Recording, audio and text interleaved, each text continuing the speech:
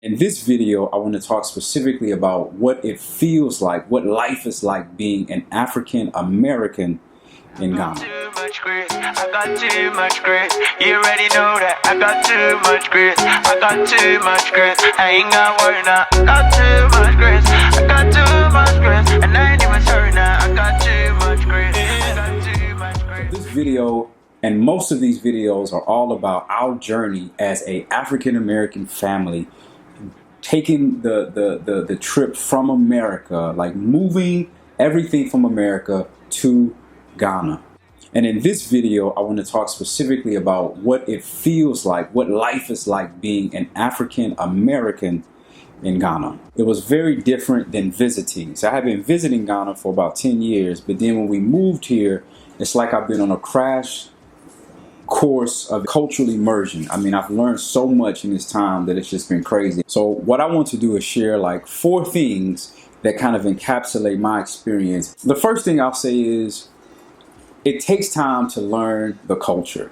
Like, people just assume because you're black, like your black experience in America or Canada or anywhere else in the world is going to be the same as a person's black experience anywhere else. And it's not the same. Like, growing up as a black person in America is very different than being a black person in Ghana. For example, there's no such thing as really being a black person in Ghana because everybody looks like you. So when I first came to Ghana, I was like I didn't really know kind of like where I fit in. You know what I'm saying? Like when I came, I didn't know like if I wanted to be a Ghanaian or if I just wanted to be the standout black person. Like, I didn't know. So for example, like, I was like, oh, I'm not going to buy certain things or live in a certain place because, you know, I don't want people to perceive me as the rich American coming and all of the other kind of stuff. You know what I'm saying? Or also, I would try to eat everything that, you know, people gave to me because I wanted to fit in and be like, yo, I'm down for the cause.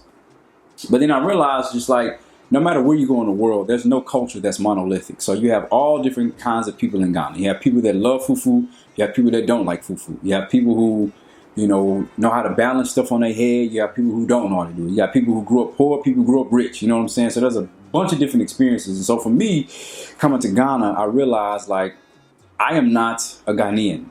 I am an African who was born in America who has moved to Ghana.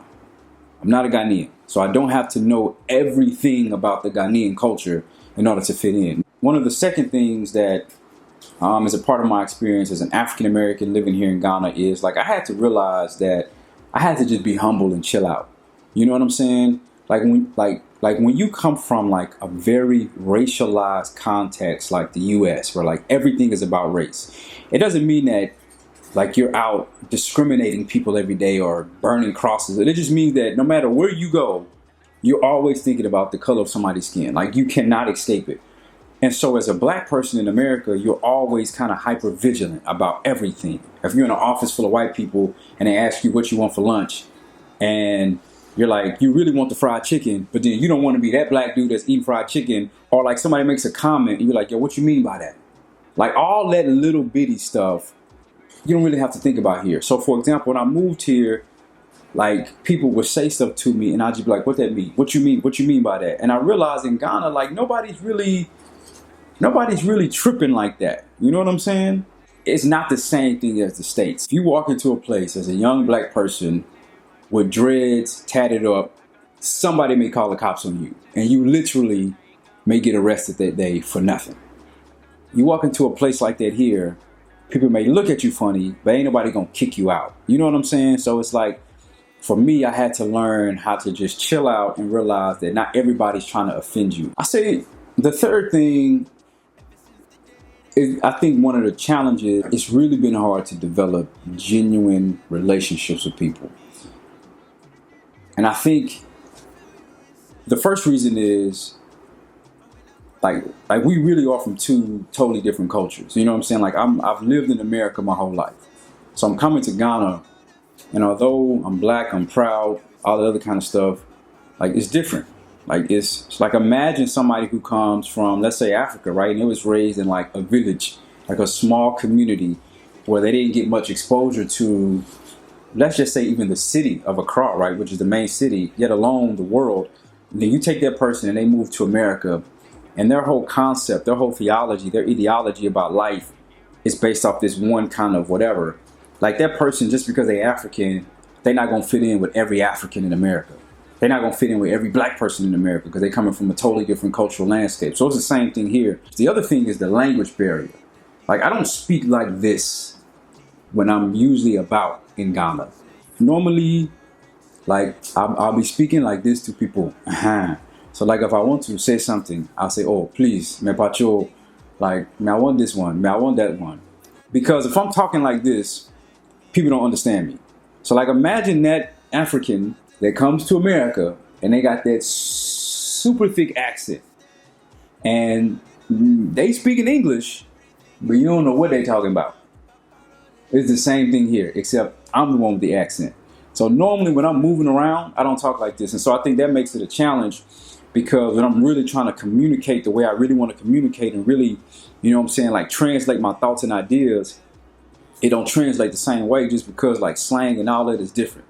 Yeah, people here speak English, but like it ain't the same English, fam. Like it ain't the same English. So that's a challenge. I think one of the other things that makes it difficult to develop genuine relationships is like a part of the cultural piece is like, the best way I could describe it is like Ghana is like going to a very old school, traditional, conservative black church. Where it's like, you ask somebody, hey man, you want to go to the movies? Oh no, we don't go to the movies. That's we don't do that. Or like it's just very conservative. You feel me? So it's been a real challenge developing like authentic relationships with like other men, women, people, and then we got a kid. So man, I would love to find a cohort of families that we can connect with and like let our kids play with their kids. You know what I'm saying? It's just, so it's been challenging, man. But the last thing in terms of like my experiences as an African American in Ghana is probably the best part about living in Ghana, which is like the freedom to simply live as a human being. Not a black person, not a white person, just a human being. And I don't think, no, I will say this with full confidence. If you are black and you were born and raised in the West, where white people are the majority of the population, you have no idea what it feels like to be in the majority. I don't care if you went to a restaurant one time at a black-owned place and everybody was there, or you went to a HBCU. It is not the same. When you come here to a place like Ghana, like literally your consciousness of what it means to be black is dissolved. Like real talk. All the billboards look like you. I can't even describe what it feels like. And it's not just the black thing, it's the cultural thing. Like America is really like the toxicity of racism is real. Like there's a lot of frustration and agitation and a lot of tension. Like you go out, you say the wrong thing, somebody cuts you off, you may get shot. That's real talk. Like real talk. You show up at somebody's house in the middle of the night, you need some help, but you're in the wrong neighborhood, you may get shot. You running, jogging in the morning time in the wrong place, and somebody decides that they're gonna check you, you may get killed. Like that's a reality of living in America. But in Ghana, as they say, hey Charlie, you don't worry, oh. That stuff don't even, I can't even describe it. Like it exists, but nowhere on that magnitude. People get mad, people cuss, yes, but like I've seen people get in fights, but I ain't never seen nobody get beat to death.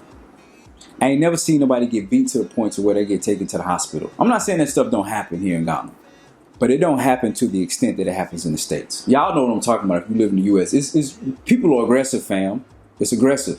So that kind of surmises my experience living here in Ghana. Number one, like I said, it takes time to learn the culture. Number two, I had to learn to chill out and just, be humble and relax.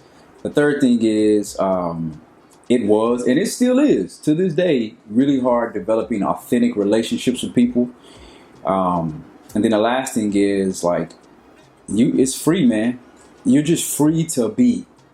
And that is the most indescribably liberating feeling in the world. it's literally like in the movie Black Panther, where like he would go to the ancestral place and drink the Black Panther juice and get revived.